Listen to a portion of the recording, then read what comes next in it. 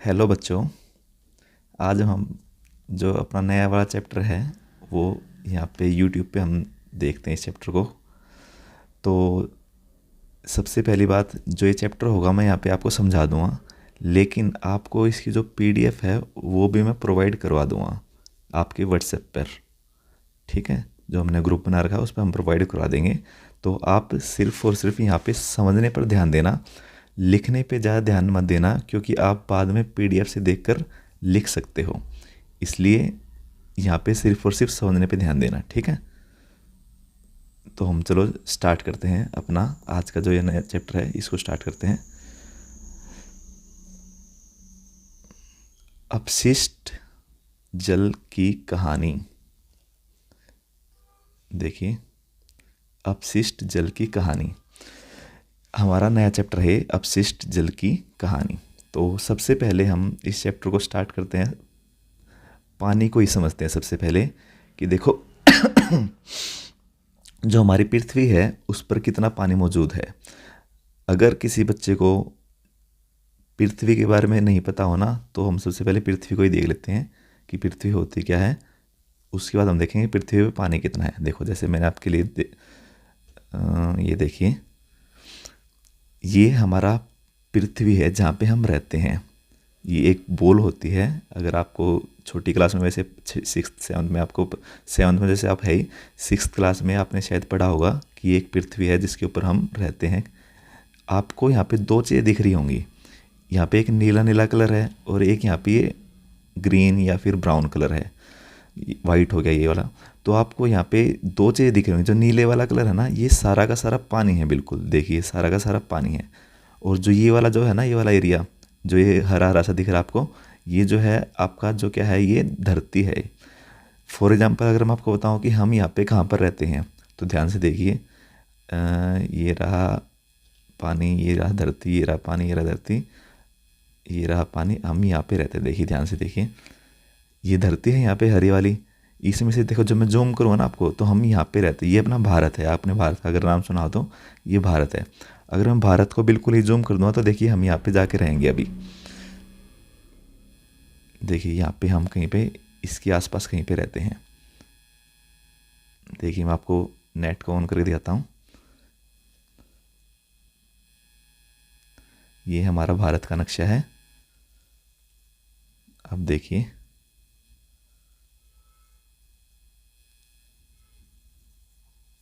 ये इंडिया,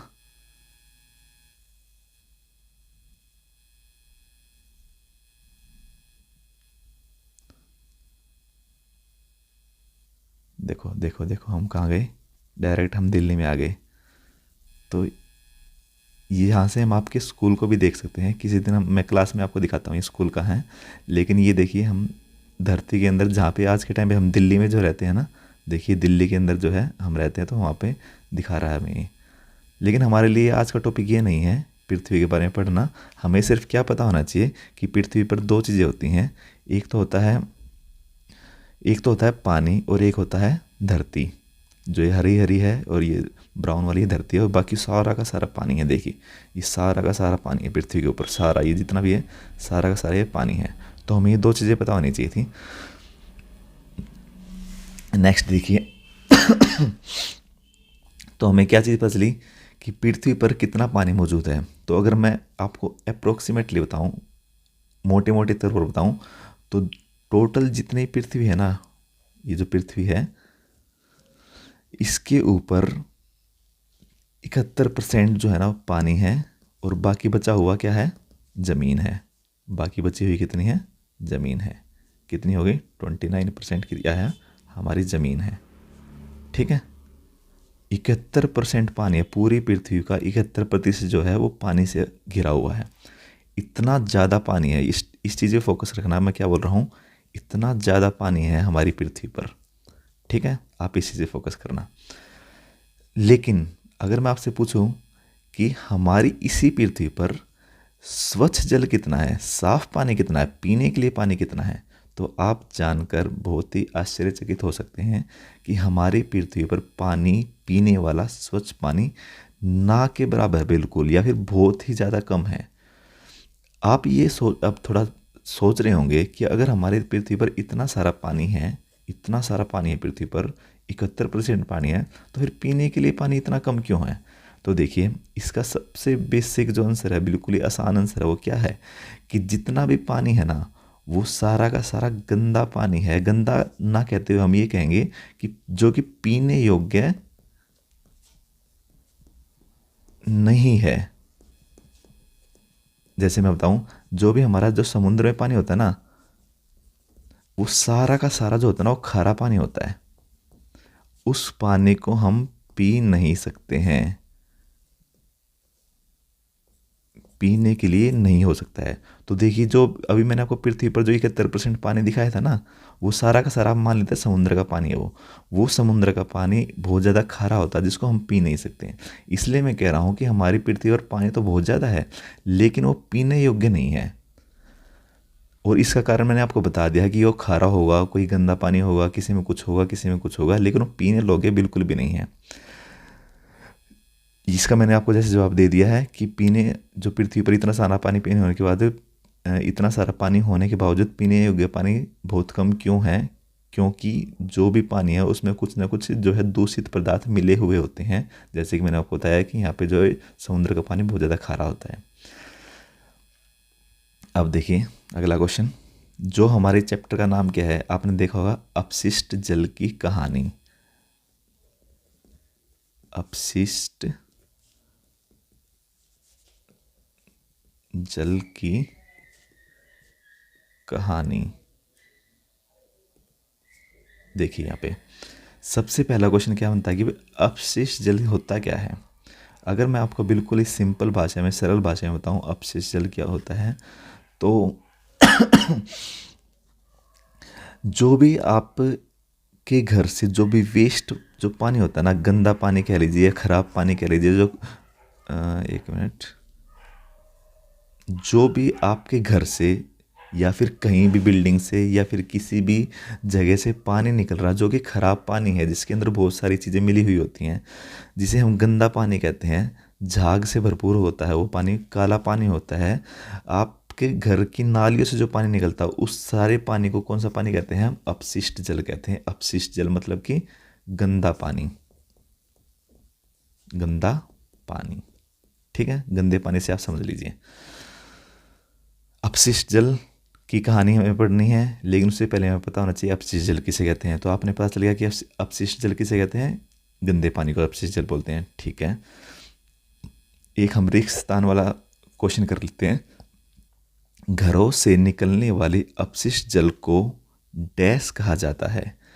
अब आपको यहाँ पे एक चीज़ देखना है कि जो हमारा गंदा पानी जिसको हमने अपशिष्ट जल कहा था, उसको वाहित मल भी कहा जाता है। वाहित मल या सीवेज भी कहा जाता है।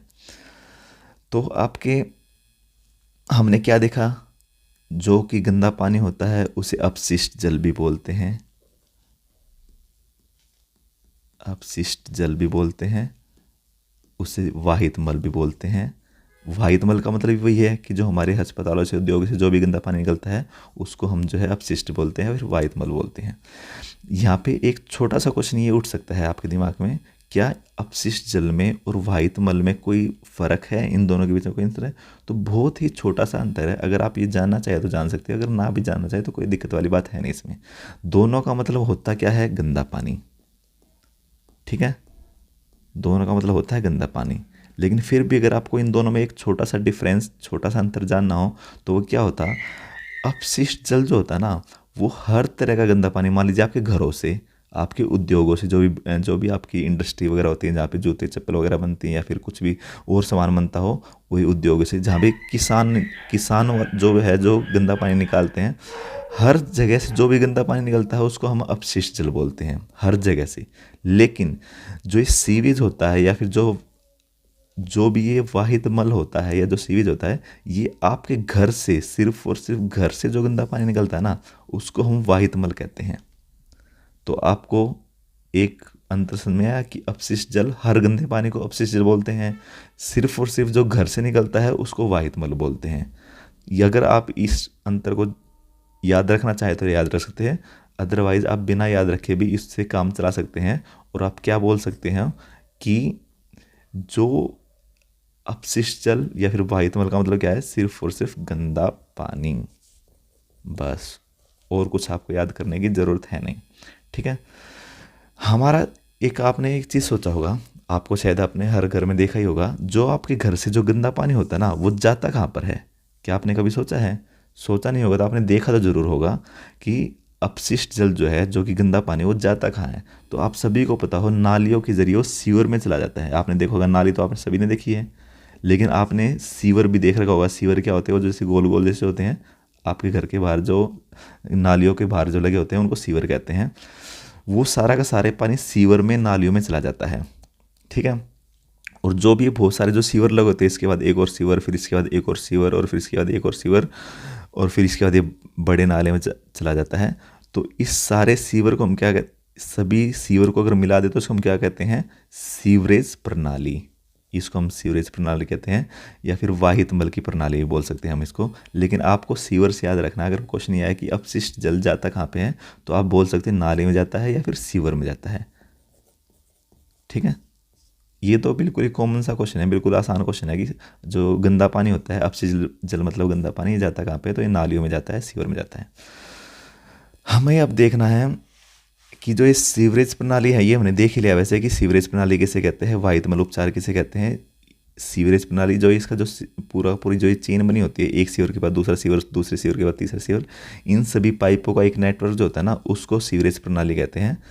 ये मैंने आपको ऑलरेडी बता दिया है। ठीक है। हमें क्या देखना है, मैन होल क्या होता है। अब देखिए, ये भी आपने सभी ने देख ही रखा होगा, सिर्फ और सिर्फ कभी नोटिस नहीं किया होगा, कभी आपने सोचा नहीं होगा। आपने देखा होगा कि देखो, हमारे यहाँ पे एक सीवर है, सीवर जो कि ज़मीन के अंदर चला हुआ है, लेकिन यहाँ पर एक बहुत ही बड़ा गड्ढा होगा, और आपने देखा होगा कि इसके अंदर आपको गंदा पानी जाता हुआ दिखेगा। ये ज़मीन के अंदर सीवर है, यहाँ से फिर एक ये गोल गोल ढक्कन आपने देखा होगा यहाँ पे, इस ढक्कन को निकाल के यहाँ से पानी को साफ़ किया जाता है। फिर से यहाँ से सीवर चले जाएंगे, फिर आगे जाके फिर सीवर चले जाएंगे, फिर थोड़ी देर में यहाँ पे फिर ये मैन होल इसे कहते हैं। देखो, होल का मतलब समझते हो आप, गड्ढा, और मैन का मतलब क्या होता है कि इसके अंदर आदमी भी जा सकता है। आपने बहुत सारी जगह देखा होगा कि जो मतलब जो सफाई करने वाले जो कर्मचारी होते हैं, वो इनके अंदर जाकर, इन गड्ढों के अंदर जाके इसको साफ़ करते हैं, फिर सारा का सारा गंदा जो भी मल होता है उसको बाहर निकालते हैं। तो ये जो गड्ढे होते हैं, जो सीवर को, जो एक सीवर को दूसरे सीवर से जो जोड़ते हैं, और उसके बीच में जो यहाँ पे जो ऐसे करके जो गड्ढे बनाए होते हैं, इनको हम क्या कहते हैं? इनको हम कहते हैं मैन होल। ठीक है। मैन होल, मैन का मतलब आपको पता होता है, मैन का मतलब क्या होता है? आदमी, और होल का मतलब क्या होता है? गड्ढे। ठीक है। तो इसलिए मैन होल इसलिए कहा जाता है क्योंकि इसके अंदर मैन जाकर सफाई करते हैं। ठीक है। अगला क्वेश्चन देखते हैं। जो तेल, आप सभी को पता होगा, आपके घर में तेल खाना बनाने के लिए यूज होता है, और कई बार और किसी कामों के लिए यूज होता है, लेकिन खाना बनाने के लिए बहुत ज़्यादा तेल यूज होता है। और वसा को एक कहते हैं फैट, मतलब ये भी आप एक तरीके से समझ लीजिए कि एक तरह का ये भी तेल ही होता है। क्वेश्चन ये आता है कि तेल या वसा को नाली में क्यों नहीं छोड़ना चाहिए। जैसे जो आपकी नाली होती है, घरों की नाली होती है, फिर घर की नाली गलियों की नाली से जुड़ जाती है, फिर गलियों की नाली सीवर से जुड़ जाती है। इनमें हमें तेल को या फिर वसा जो कि एक तरह का तेल ही होता है, उसमें हमें क्यों नहीं छोड़ना चाहिए। तो इसका बहुत ही सिंपल, पहली चीज़ आपको क्या याद रखनी है, ये कभी भी जो है ना पानी में घुलते नहीं हैं, पानी में अघुलनशील होते हैं, मतलब जो घुल नहीं सकते। आपने कभी भी देखा होगा कि आप एक पानी लीजिए और उसमें तेल मिलाने की कोशिश कीजिए, आप कभी भी मिला नहीं पाओगे। पानी में तेल कभी मिल ही नहीं सकता है। तो इससे क्या होगा कि जो तेल है ना, बाकी का तेल, ये जो सीवर होता है ना, सीवर, उसमें जाकर ये पानी में अगर मान लीजिए पानी में घुल जाता तो पानी के साथ साथ निकल जाता, लेकिन ये पानी में घुल नहीं रहा है। तो ये क्या करेगा, जो सीवर होते हैं ना, उसको ये ब्लॉक करना चालू कर देगा, मतलब सख्त बनकर ये जो उसके जो पाइप है उसको ब्लॉक कर देगा। ब्लॉक का मतलब समझते हो कि उसके बीच में जैसे पाइप है, ये हमारा सीवर है, तो यहाँ पे जाके अटक जाएगा ये, फिर यहाँ का पानी यहाँ नहीं जा पाएगा, तो ये बीच में रुक जाएगा, फिर ये हमारा पूरा का पूरा सीवर जो है वो ख़राब हो जाता है, आगे पानी नहीं जा पाएगा। तो हमें क्या करना पड़ेगा, फिर से इसको सारे को तोड़ना पड़ेगा, तोड़कर फिर इसको दोबारा डालना पड़ेगा। तो इसलिए कहते हैं कि तेल या फैट को, जो कि वसा होता है, उसको हमें नाली में नहीं छोड़ना चाहिए, क्योंकि वो पानी में घुल नहीं सकता, इसलिए वो आगे जाके ब्लॉक वो कर देता है, यहाँ पे इसको ब्लॉक कर देता है। ठीक है, अगला एक रेगिस्तान वाला क्वेश्चन हम कर लेते हैं यहाँ पे। नालियों डैश और डैश द्वारा अवरुद्ध हो जाती हैं। ये जैसे मैंने आपको अभी बताया, जो नालियाँ होती है वो खाने पकाने के तेल और वसा अगर आपको नहीं पता तो फिर मैंने कहा वसा एक फैट मतलब जैसे जिसे हम वो कहते हैं ना चर्बी जैसी कोई चीज़ होती है, लेकिन फिर भी अगर आपको चर्बी भी नहीं पता हो तो मैं सिर्फ बता रहा हूँ आपको, ये भी एक तरह का आप तेल ही मान लीजिए और कुछ नहीं है तो।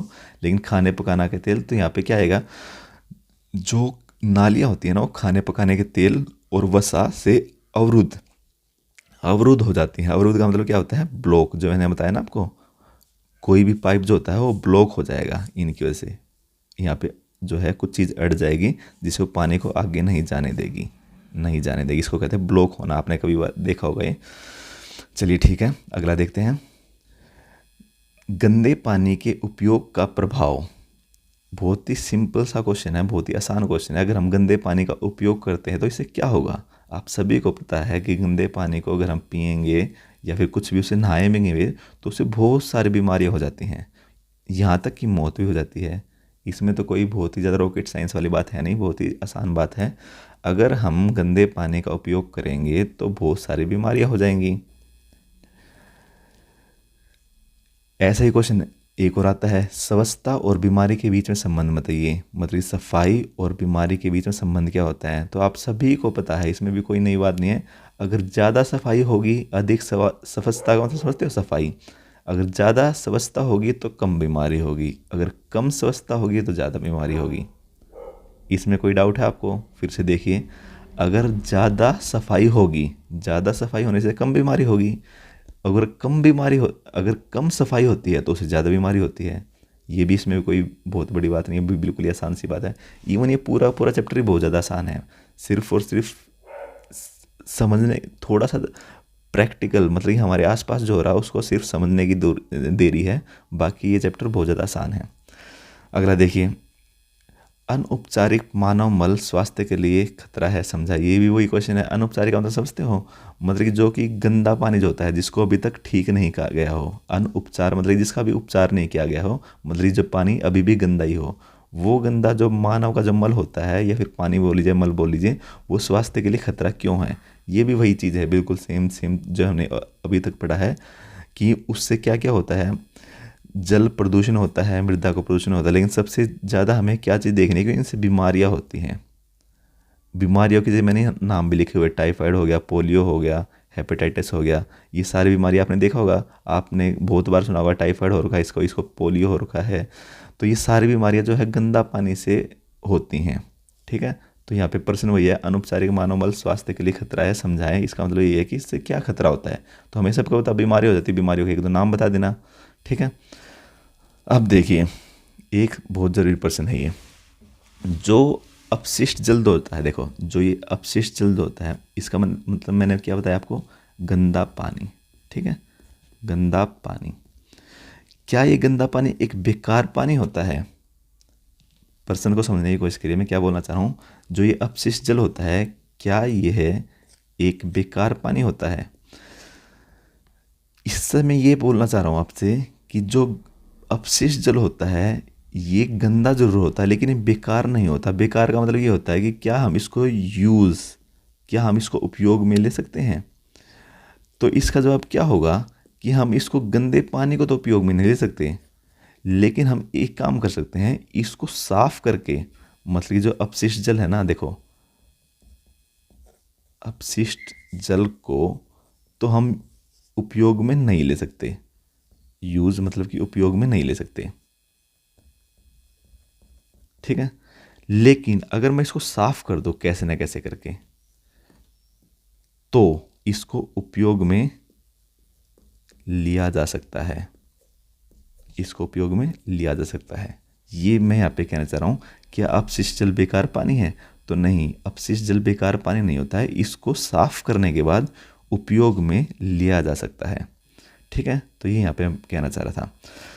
फिर अगला प्रश्न उठेगा यहाँ पे कि जो अपशिष्ट जल होता है उसका उपचार कैसे कर सकते हैं, उसको साफ कैसे कर सकते हैं। इसी को हम बोलते हैं सीवेज को। जैसे मैंने आपको थोड़ी देर पहले बताया ना, सीवेज क्या होता है। जो अपशिष्ट जल होता है या जो सीवेज होता है, दोनों का मतलब एक ही होता है, जो गंदा पानी होता है।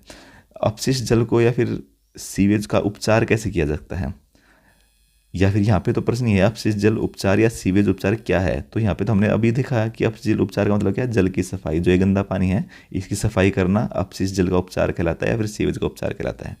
ठीक है, फिर से एक क्वेश्चन देख लेते हैं। रिक्त स्थान भरें। पानी को साफ करना डैश को हटाने की एक प्रक्रिया है। तो पानी को साफ करना प्रदूषक, आप प्रदूषक समझते हो, जिसको इंग्लिश में पोल्यूटेंट कहते हैं। आपने पोल्यूशन सुना होगा। तो प्रदूषक क्या होते हैं, कुछ पानी के अंदर, मान लीजिए पानी है, इसके अंदर कुछ हानिकारक पदार्थ होते हैं। पदार्थ मतलब कि हानिकारक चीज़ें होती हैं। ये देख लीजिए, हानिकारक चीज़ें होती हैं इस पानी के अंदर, जिनको हम प्रदूषक बोलते हैं। तो पानी को साफ करना, जो हानिकारक चीज़ें हैं इनको हटाने की एक प्रक्रिया है। हानिकारक चीज़ें का एक नाम क्या होता है, प्रदूषक। तो आप या तो हानिकारक चीज़ें लिख लीजिए या फिर आप प्रदूषक लिख लीजिए, बात बराबर ही है।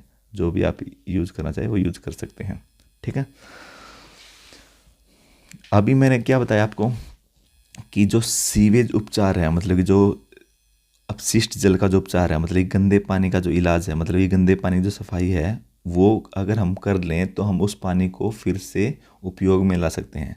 तो हमारा जो अगला प्रश्न है वो ये कहता है कि सीवेज उपचार मतलब कि गंदे पानी को साफ करने की प्रक्रिया बताएं। गंदे पानी को साफ करने की प्रक्रिया बताएं। गंदा पानी साफ कैसे होता है। तो इसके कुछ वो होते हैं स्टेप्स, मतलब एक के बाद दूसरा, फिर दूसरे के बाद तीसरा। पहले ये करेंगे हम, फिर इसके बाद ये करेंगे, फिर इसके बाद ये करेंगे, फिर इसके बाद ये करेंगे, फिर ये होगा, फिर ये होगा। ऐसे करके हमारा यहाँ से जो गंदा पानी होगा, वो जो गंदा पानी होगा वो साफ होके हमारा पानी निकल के आएगा, ये सारी चीज़ें करने के बाद। ठीक है, अब इन सारी चीज़ों को हम देख लेते हैं कि करके ये है क्या, ये सारी की सारी चीज़ें देखिए। सबसे पहला, सीवेज उपचार की प्रक्रिया में सबसे पहला काम क्या होता है, छनाई। आप नाम से पता करते, मैं इसको आगे से आगे समझाऊंगा छनाई क्या होता है, लेकिन फिर भी मैं आपको यहाँ पे बता रहा हूँ कि सबसे पहले हम क्या करते हैं, छनाई, फिर निलंबन, फिर आपंक को हटाना, फिर आपंक का अपघटन, और फिर वातन या फिर इसको वायुकरण कहते हैं, फिर कीटाणुशोधन। आपको अभी इनमें से अगर कुछ भी समझ में नहीं आया तो कोई दिक्कत नहीं, देखो आगे मैंने इसी को समझा रखा सभी को। तो सिर्फ और सिर्फ आप आगे देखिए कि हम करते कैसे। मैं सिर्फ बता रहा हूँ कि ये सभी स्टेप्स हम यूज़ करते हैं किसी भी सीवेज को, मतलब गंदे पानी को उपचार करने के लिए। ठीक है, तो एक एक करके सभी को देखते हैं। सबसे पहला याद करिए हमने क्या देखा था कि छनाई। सबसे पहले हम क्या करते हैं, छनाई। एक मिनट, ये देखिए,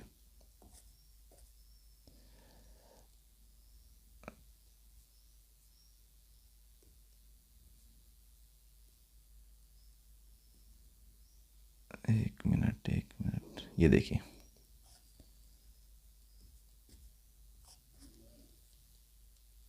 ये देखिए, जो हम सीवेज का उपचार मतलब गंदे पानी का उपचार करने के लिए हमने सबसे पहला काम क्या करना है, छनाई। ठीक है, तो यहाँ पे देखिए हमें बताया गया कि सीवेज उपचार की प्रक्रिया में छनाई क्या है। आप नाम से ही पता चल रहा होगा छनाई का मतलब क्या होता है, नाम से ही पता चल रहा है। छनाई का मतलब होता है छानना। ठीक है, इसमें कोई बहुत बड़ी बात नहीं है। छनाई का मतलब क्या होता है, छानना। किस चीज़ को छानते हैं, जो भी गंदा पानी हमारे पास है उसको छान दो, सिंपल है बिल्कुल। तो इसी को क्या कहते हैं, छनाई। फिल्ट्रेशन आपने हिंदी में सुना होगा।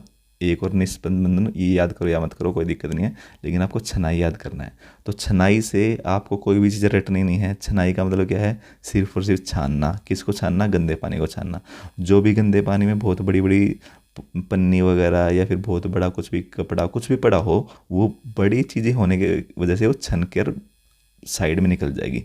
फॉर एग्जाम्पल देखो, मैं आपको दिखाता हूँ, एक फ़ोटो भी दिखाता हूँ।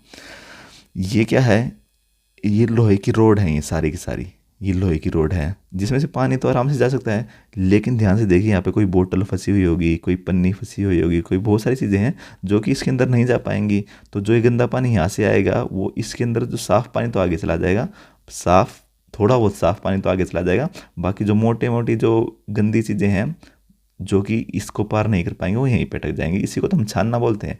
जैसे कि आपने घर पे चाय को छानते हो तो बहुत ही पतली पन्नी में, बहुत ही पतली छलनी में छानते हो, लेकिन यहाँ पे हमें थोड़े से मोटे वाले ये ले रखे हैं रोड से, और इसमें हम छान लेते हैं।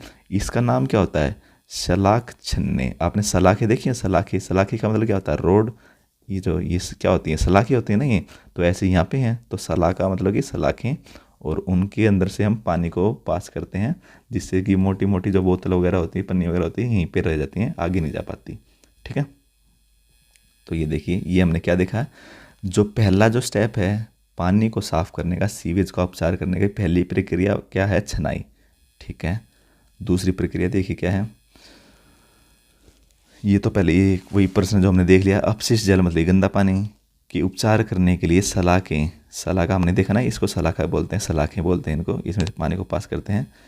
सलाखें के कार्य की व्याख्या करें, मतलब ये किस काम आती हैं सलाखें जो होती हैं? अभी हमने थोड़ी देर पहले कि देखिएगा, ये तो छनाई के काम आती हैं, मतलब कि ये तो पानी को छानती हैं। ठीक है, ये तो हमने पहले ही देख लिया है। दूसरा देखिए, अब मैंने देखो आपको क्या बताया था यहाँ पे कि पहला क्या था? छनाई। ठीक है, अब दूसरे पे आते हैं। दूसरा क्या है? निलंबन। ठीक है, अभी हम ये देखना है। अब आते हैं निलंबन, देखते हैं क्या है। देखो, सीवेज उपचार फिर से देखते हैं। सीवेज का मतलब गंदा पानी, उपचार मतलब इसका इलाज करना। हमें गंदे पानी के इलाज करने में निलंबन का निलंबन क्या होता है? देखो, मैं आपको इसको बिल्कुल ही सिंपल भाषा में समझाता हूँ। निलंबन क्या होता है? आपने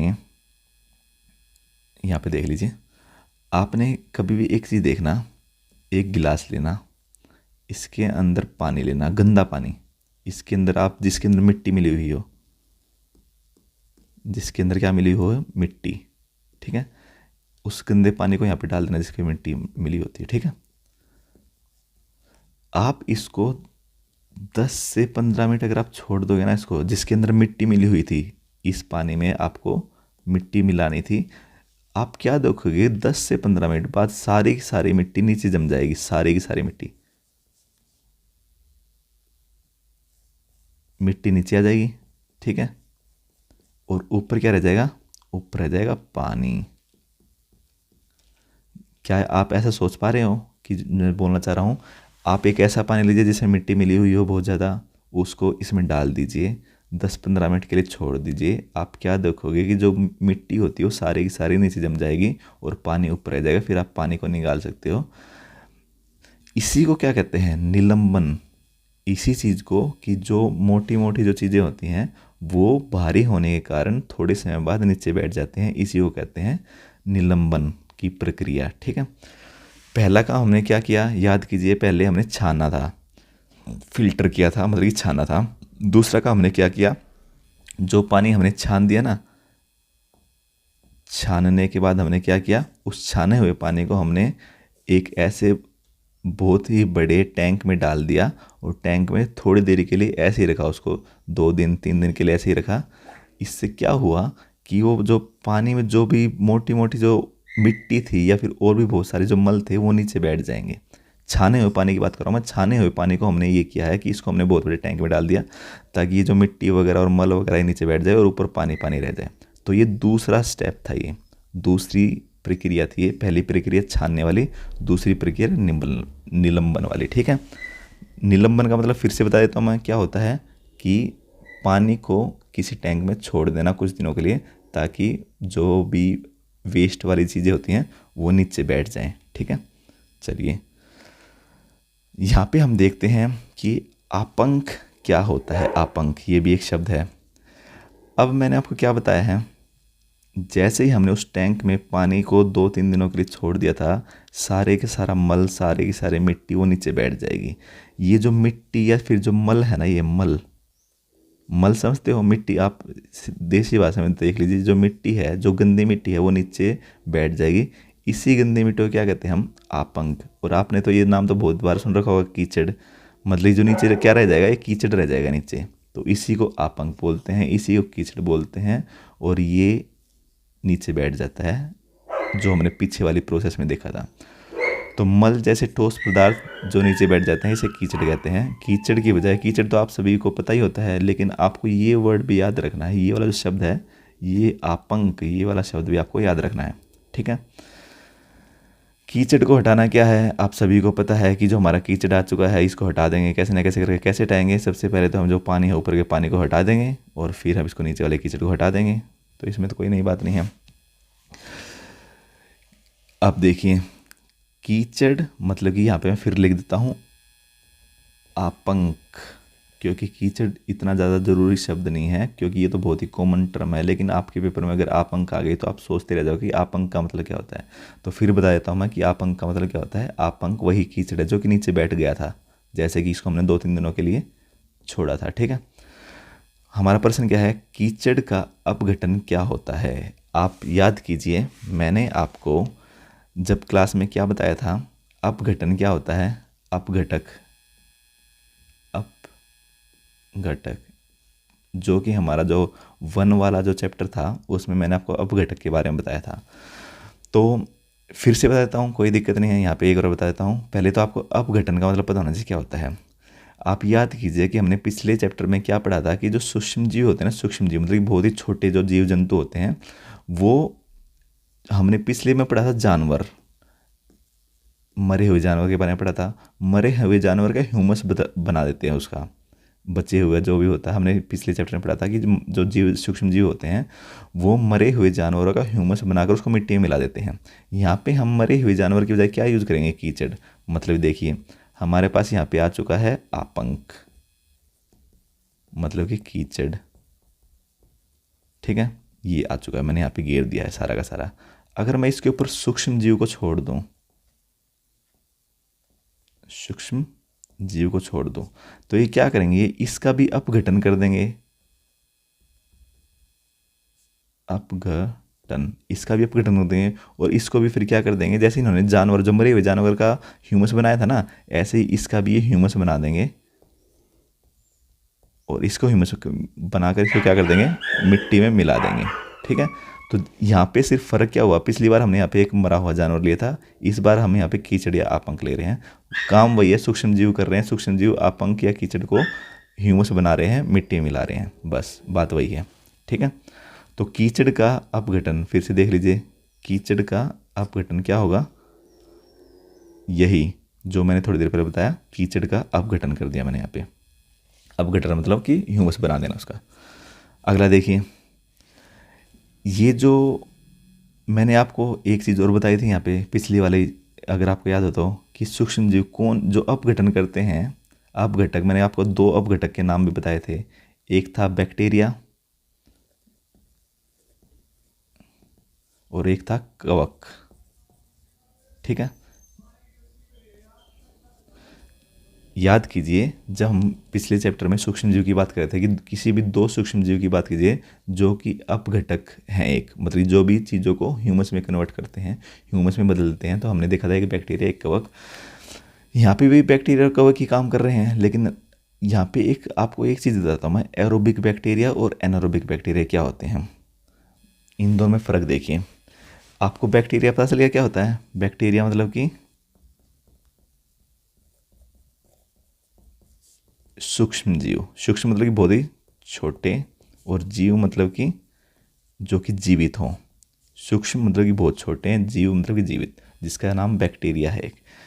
इस बैक्टीरिया, अगर ये ऑक्सीजन, आपको मैंने ऑक्सीजन के बारे में बता रखा, अगर ये ऑक्सीजन ले रहा हो, मतलब कि ऑक्सीजन के साथ जिंदा हो ये, तो इसको हम क्या कहेंगे, एरोबिक बैक्टीरिया, ठीक है। अगर ये ऑक्सीजन ले रहा हो तो इसको हम क्या कहेंगे, एरोबिक, ये वाला एरोबिक। अगर ये ऑक्सीजन नहीं ले रहा हो, ये जो बैक्टीरिया है अगर ये ऑक्सीजन नहीं ले रहा हो, बिना ऑक्सीजन के जिंदा हो ये, तो हम इसको क्या बोलेंगे, एनारोबिक, ये वाला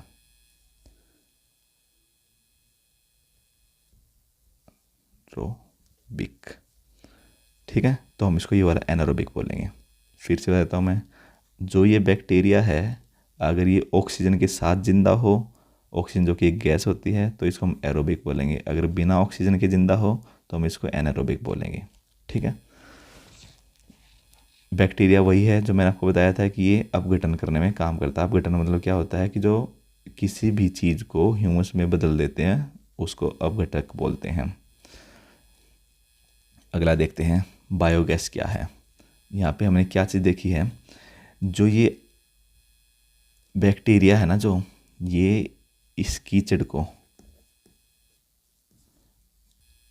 को जो अपघटक में मतलब कि जो ह्यूमस में बदलेंगे, इस ह्यूमस से हम एक चीज़ होती है बायोगैस, ये भी हम बना सकते हैं। अब आपको बायोगैस समझाता हूँ मैं क्या होता है। आप कभी भी देखना गांव में ज़्यादातर होता है कि एक बहुत बड़ा कुआं होता है, उसके अंदर ये ऐसे वाला कीचड़ डाल देते हैं और उसको फिर ऊपर से ढक देते हैं। ढकने के बाद ये क्या करते हैं कि उसको कई महीनों के लिए छोड़ देते हैं। इसके अंदर एक गैस पैदा हो जाती है क्योंकि ढक रखा हमने इसको। इस गैस की खासियत पता है क्या है, कि अगर इसको हमने निकाल लिया किसी भी पाइप लगा के, तो ये एक ईंधन ईंधन पता है क्या होता है, मतलब कि जैसे कि आपने सुना होगा आपके घर में जैसे जो भी एलपीजी गैस आती है, मतलब कि जो भी गैस जो भी खाना पकाने के लिए काम आती है ना, मतलब कि कहने क्या है कि ये गैस में आग लग सकती है, और आग अगर लग सकती है इसका मतलब हम इससे खाना ही बना सकते हैं। सिंपल सी बात ये है, ये कोई ऐसी छोटी मोटी गैस नहीं है, इसको बोलते हैं बायोगैस। अब बायोगैस क्यों बोलते हैं, इसका नाम देख लीजिए आप। बायो गैस का मतलब तो गैस होता ही है, और बायो का मतलब क्या होता है आपको अगर बताऊं तो जो भी जीव से जो भी संबंधित चीज़ें होती है ना उसको हम बायो बोलते हैं। तो बायो का मतलब जीव से संबंधित, गैस मतलब कि जीव की हेल्प से जो गैस बनी है। तो जो हमने इसके अंदर कीचड़ डाला था उसको अगर हम ढक देंगे तो बायोगैस भी बना सकता है। रिक्त स्थान भरें।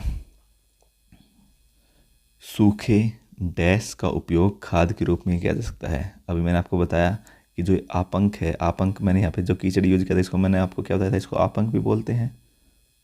ठीक है, तो ये जो सूखा कीचड़ होता है इसको मैं एक खाद के रूप में भी इस्तेमाल कर सकता हूँ। जैसे कि आपने देखा होगा आपके खेत में जो है मैं खाद डालता हूँ, तो ये जो कीचड़ है अब ये वो सुखाने की बाद की बात कर रहा हूँ मैं, सुखाने के बाद इसको मैं खाद के रूप में भी काम में ले सकता हूँ। तो ये इसका जवाब हो गया। अगला देखते हैं वातन क्या है। अब ये देखो ये आया कहाँ से, पहले तो ये देख लीजिए, फिर से मैं आपको वहाँ पे लेके चलता हूँ जो हमने जहाँ से चालू किया था सिस्टम को। पानी को मतलब कि सीवरेज को साफ करने के लिए, सीवरेज मतलब गंदे पानी का उपचार मतलब कि साफ़ करने की प्रक्रिया बताए। सबसे पहले हमने क्या किया, पानी को साफ़ किया, छनाई की उसकी, फिर उसको निलंबन मतलब कि टैंक में डाल के उसको नीचे बैठने दिया ताकि नीचे ये आपंक बन जाए, कीचड़ बन जाए। फिर हमने इस आपंक को हटा दिया, यहाँ से आपंक को हटाया, फिर हमने इसका आपंक को हटाने के बाद इसको हमने खाद भी बनाया था, इसका हमने बायोगैस भी बनाई थी, बहुत सारे काम कर लिए थे इसको। हमने आपंक का अपघटन भी कर दिया था। अपघटन याद कीजिए मैंने क्या बताया था कि वो बैक्टीरिया की हेल्प से हमने इसको ह्यूमस में बना दिया था इसका। तो ये तो दोनों एक ही चीज़ हो गई, हमने आपंक कीचड़ को हटा दिया। अब देखिए जो अगला जो है, जो पानी अब बच जाएगा, ये तो कीचड़ था लेकिन ऊपर वाला पानी भी तो था ना, इस पानी का हम क्या करेंगे, इसको हम वातन कहेंगे, वातन वायुकरण। अब इसको समझते हैं कि क्या है, अगला स्टेप क्या है, अगला प्रोसेस क्या है, वातन। उस पानी के साथ हम क्या करेंगे, अब उस पानी के साथ हम करेंगे वातन। वातन क्या है अभी मैं आपको बताता हूँ। वातन देखो, वातन क्या है, वातन को आप याद कर सकते हो वायु से। मैं क्या करता हूँ, मेरे पास जो कीचड़ निकालने के बाद, आपंक निकालने का जो पानी बचा है, गंदा पानी, जो कि अब थोड़ा बहुत तो साफ़ हो ही चुका है, इतनी सारी चीज़ें करने के बाद थोड़ा बहुत तो साफ़ हो ही चुका है ना, इसमें मैं क्या करता हूँ कि बैक्टीरिया मिला देता हूँ इसमें। बैक्टीरिया क्या करेंगे पता है आपको, देखो एरोबिक बैक्टीरिया, एरोबिक का मतलब मैंने आपको क्या बताया था कि वही जो ऐसे बैक्टीरिया जो कि ऑक्सीजन लेते हों उसको एरोबिक बोलते हैं। जैसे ही मैंने इसके अंदर एरोबिक बैक्टीरिया बनाए मिला दिए, तो ये क्या करेगा, उसके बाद एक तो मैंने पहली चीज़ क्या कि मैंने इसके अंदर एरोबिक बैक्टीरिया बना दिए। इसको मैं हिंदी में लिख देता हूँ, एरोबिक बैक्टीरिया।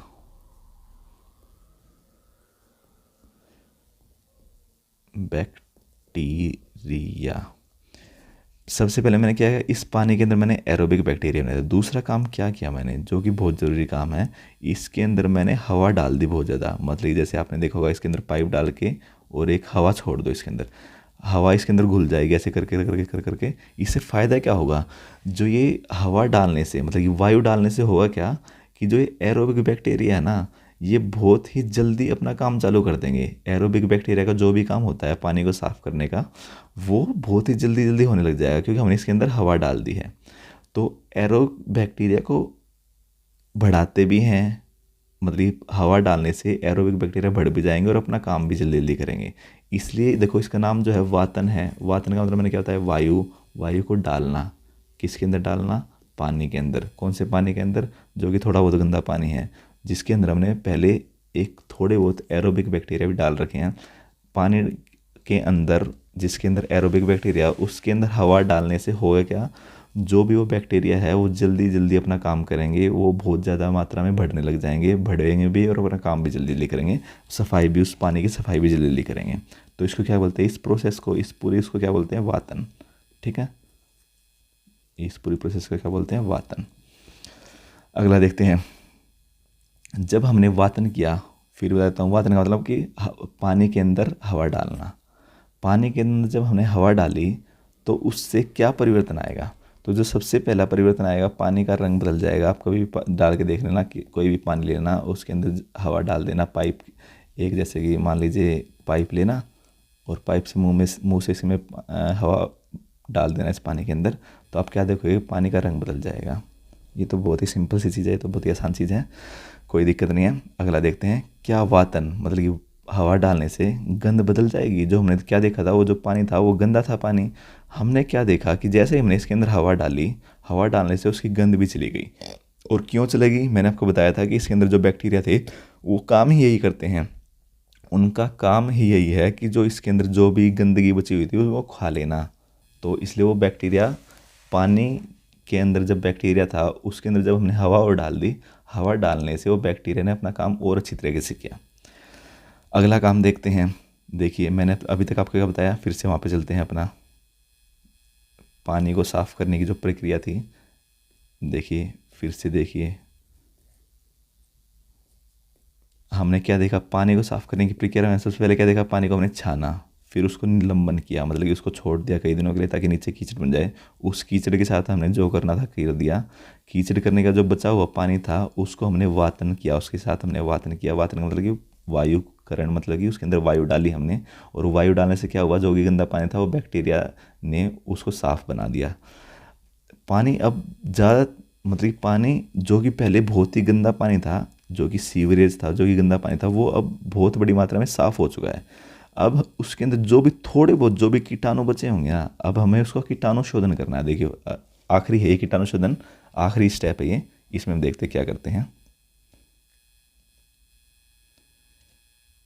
ये रहा कीटाणु शोधन। क्या है, जो भी अब पानी जितना भी साफ़ हो चुका है, जो कि दिखने में तो बहुत ही साफ़ हो चुका है, लेकिन इसके अंदर अभी भी थोड़े बहुत कीटाणु बचे हैं, थोड़े बहुत कीटाणु है इसके अंदर अभी भी।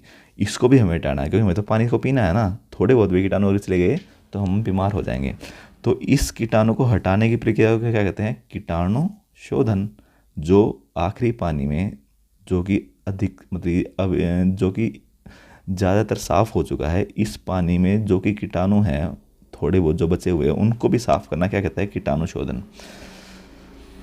आपको अब थोड़ा सा याद आएगा कि कीटाणु शोधन कैसे करते हैं। कीटाणु शोधन करने के लिए जो हम चीज़ इस्तेमाल करते हैं उसका नाम होता है क्लोरीन और ओजोन। आपने एक चीज़ देखी होगी कि जो पानी होता है उसके अंदर क्लोरीन की गोलियां मिलाई जाती हैं। जब मान लीजिए पानी है ये, इसके अंदर कीटाणु होता है, हम क्या करेंगे, हम बाहर से क्लोरीन होता है एक, क्लोरीन की गोलियां लेके आएंगे, क्लोरीन की गोलियां लेके आएंगे और इसको इसके अंदर डाल देंगे। तो और एक ऐसे ही एक ओजोन भी होता है। ओजोन अगर आपको कुछ नहीं पता तो कोई दिक्कत नहीं है, ओजोन का फॉर्मूला ये होता है। लेकिन एक जैसे क्लोरीन होता है ऐसे एक ओजोन भी होती है चीज़ें। या तो क्लोरीन को डाल दो या फिर ओजोन को डाल दो इस पानी के अंदर, तो कीटाणु सारे के सारे मर जाएंगे। तो हमारा प्रश्न क्या था, पानी को कीटाणु रहित करने के लिए इस्तेमाल में किए जाने वाले 2 रसायनों के नाम बताइए। तो हमने बता दिया, पहला क्लोरीन है, दूसरा ओजोन है। आपने कभी देखा होगा कि ना, पानी के अंदर कई बार क्लोरीन की बदबू कह लीजिए, खुशबू आती रहती है, वो क्लोरीन की खुशबू या बदबू होती है जो कि आपको पानी के अंदर, जो फिल्टर का पानी जो होता है उसके अंदर आपको आती है। क्या क्लोरीन जब हमने इसके अंदर डाला, क्या इसका जो पानी का रंग हट गया? तो बिल्कुल हाँ, जो भी इसका थोड़ा बहुत भी जो गंदा पानी का जो भूरा भूरा जो रंग था वो हट जाएगा और भी पानी साफ हो जाएगा। क्या क्लोरीन में गंध थी? क्या अपशिष्ट जल से भी बदतर थी? ये क्या पूछना चाह रहा है पता है? मतलब कि जब हमने क्लोरीन डाला तो क्लोरीन डालने के बाद इसके अंदर थोड़ी बहुत तो अब जो अच्छी, उसको अब गंद बोल लीजिए, फिर अच्छी वाली गंद बोल लीजिए, बुरी वाली गंद बोल लीजिए, क्या वो थी इसके अंदर? तो हम कहेंगे हाँ बिल्कुल थी। लेकिन क्या जो एक गंध है जो क्लोरीन डालने के बाद हुई है, क्या ये जो भी ये पानी गंदा था पहले वाला, सबसे पहले जो ये पानी गंदा था, क्या उस उतनी गंध है या उससे ज़्यादा है, उससे कम है? तो हम कहेंगे वो तो बहुत ही ज़्यादा गंध थी, उसमें तो पानी को हम सूंघ भी नहीं सकते थे, यहाँ पे तो हम पानी को पी भी रहे हैं, तो यहाँ पे गंध तो ज़रूर है लेकिन इतनी ज़्यादा नहीं जितनी गंदे पानी में थी। ठीक है, देखिए हाँ क्लोरीन में गंध थी लेकिन ये अपशिष्ट जल मतलब गंदे पानी से बदतर नहीं थी। मतलब कि इसको तो हम पियेंगे अभी थोड़ी देर में, पानी को पी के दिखाएंगे आपको। तो इसका जवाब क्या होगा कि क्लोरीन के अंदर हाँ गंध होती है। आप कभी क्लोरीन वाला पानी पी के देखना, आपको थोड़ा सा उसमें टेस्ट ऐसा आएगा कि इसके अंदर कुछ डला हुआ है। ठीक है, अभी हमने यहाँ पे दो चीज़ें देखा कि पानी के अंदर कीटाणु को हटाने के लिए हमें किन दो चीज़ों की आवश्यकता होती है। कीटाणु को हटाने के लिए हमें किन दो चीज़ों की आवश्यकता होती है? इन दोनों में से किसी भी एक चीज़ को यूज़ कर सकते हैं हम। एक था हमने बताया क्लोरीन जिसको Cl बोलते हैं, और एक था ओजोन जिसको हमने O3 बोलते हैं। अब ये ओजोन से रिलेटेड एक क्वेश्चन पूछा इन्होंने, अब इसको भी देख लेते हैं क्या है ये क्वेश्चन। देखिए, जो ओजोन के बारे में निम्नलिखित कथनों का अध्ययन करें। यह जीवित जीवों के श्वसन के लिए आवश्यकता होती है। श्वसन मतलब कि सांस लेने के लिए। हम, आपको पता होगा कि हम ओजोन तो नहीं, हम ऑक्सीजन लेते हैं O2। ध्यान से देखिए O3 है और ये ओजोन होता है O3 और ऑक्सीजन होता है O2। मैंने आपको पिछली क्लास में बताया था कि हम ऑक्सीजन को अंदर लेते हैं, जो इंसान होते हैं वो ऑक्सीजन को अंदर लेते हैं, ना कि ओजोन को। तो यह जीवित जीवों के लिए श्वसन मतलब कि सांस लेना के लिए आवश्यक होती है? तो बिल्कुल नहीं होती है। ठीक है, इसका उपयोग पानी को कीटाणु रहित करने के लिए किया जाता है। अभी मैंने थोड़ी देर पहले बताया कि अगर कीटाणु को हटाना है तो या तो क्लोरीन मिला दीजिए या ओजोन मिला दीजिए। तो हाँ, ये स्टेटमेंट ठीक हो जाएगी, ये वाली लाइन ठीक हो जाएगी। यह पैराबैंगनी किरणों को अवशोधित करती हैं। अभी आपको पैराबैंगनी के बारे में नहीं पता होगा तो मैं बता देता हूँ। सूरज जो होता है, ये हमने पृथ्वी देखी, ये हमारा सूरज हो गया। सूरज जो है कुछ किरणें भेजता है, या फिर और भी बहुत सारी किरणें आती है, उसमें से एक पैराबैंगनी किरणें आती हैं सूरज जो कि पृथ्वी के ऊपर पड़ती हैं। वो पैराबैंगनी किरणें हमारी पृथ्वी के ऊपर ना आए, क्योंकि बहुत ही हानिकारक होती है वो किरणें जो होती है ना, सूरज की वे वाली किरणें बहुत ही हानिकारक होती हैं। वो पृथ्वी पर ना आ पाए, उससे हमें कौन बचाता है? उससे हमें ओजोन ही बचाता है।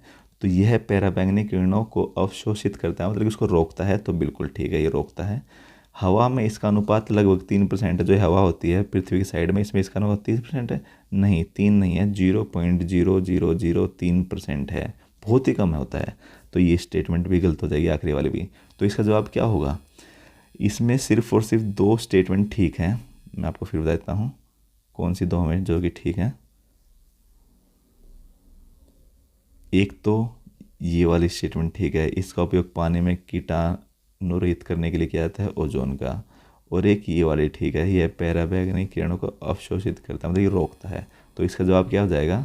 इनमें से कौन सा कथन ठीक है? तो हमने क्या देखा, एक तो बी वाला ठीक है और एक सी वाला ठीक है। तो एक बी वाला ठीक है, एक सी वाला ठीक है, तो ये वाला उत्तर ठीक हो जाएगा। इसका मतलब जो दूसरा है ये उत्तर ठीक है। ठीक है, आगे देखिए।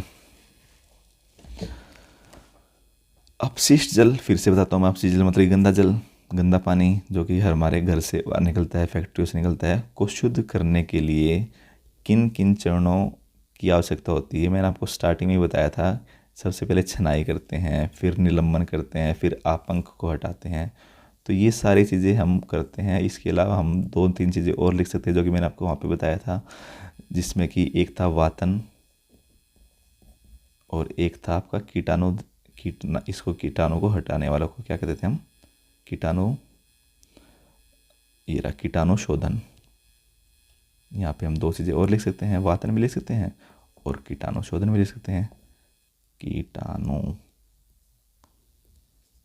कीटाणुशोधन, ये दो चीज़ भी लिख सकते हैं।